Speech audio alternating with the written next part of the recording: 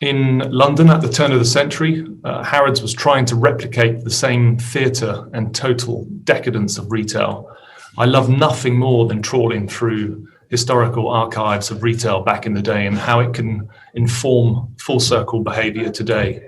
I mean, just look at the space that's given to the product and the customer here in this 1919 exquisite shoe lounge. And the detail there is phenomenal. I mean, it actually leads me on. Can I ask you a question, Simon, which has come from one of the ladies? Her name is Sarah Burns. Sarah is a ITV stylist, so yep. She styles Francesca Marni and various other people and works with amazing designers. And she actually asked this question, I'm just reading it out here. I've always seen the power of a pop-up, but notice enthusiasm is waning. What makes it memorable for emerging designers and brands?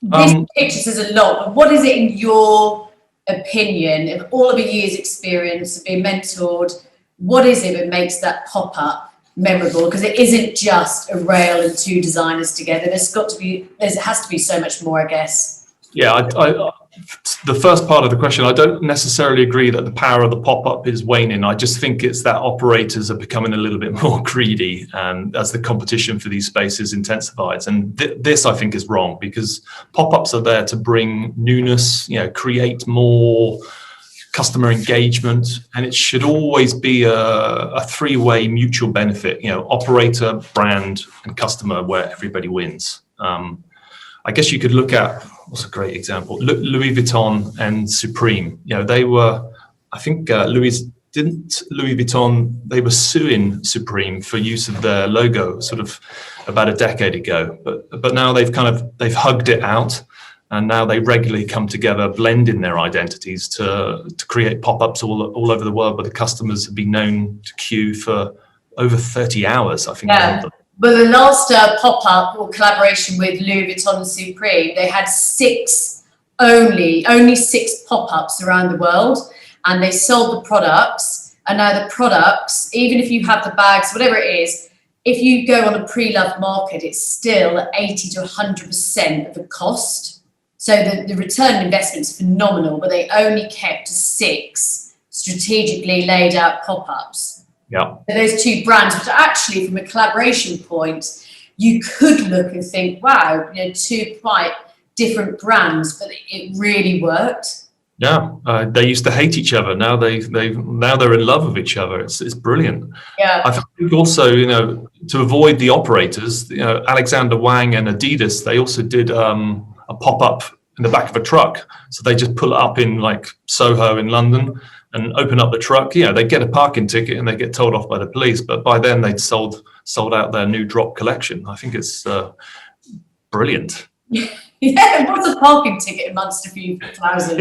And with regards, we have another lady who she was talking about pop-ups. She's saying, is it a case of just looking for another designer to work with, putting up a pop-up? But I think, looking at this, is it about coming up with a theme? So then coming up with a theme, coming up with a story or an experience, and then run it through. And is there a methodology to get this pop-ups correct? Because I've been to some which has been such a shame of amazing designers, but it just hasn't got any buzz about it. You walk in, walk out.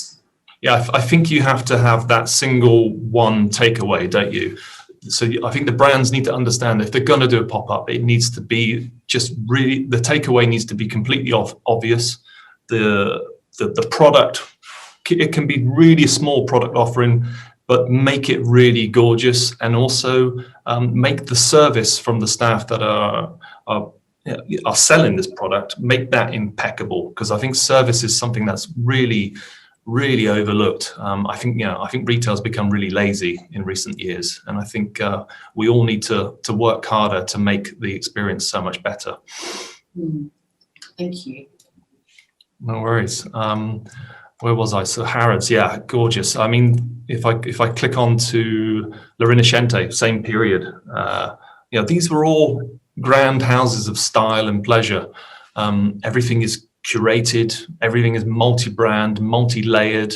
like I said, I think retail worked so much harder in the past, and I think we need to re-engage with these lessons moving forward.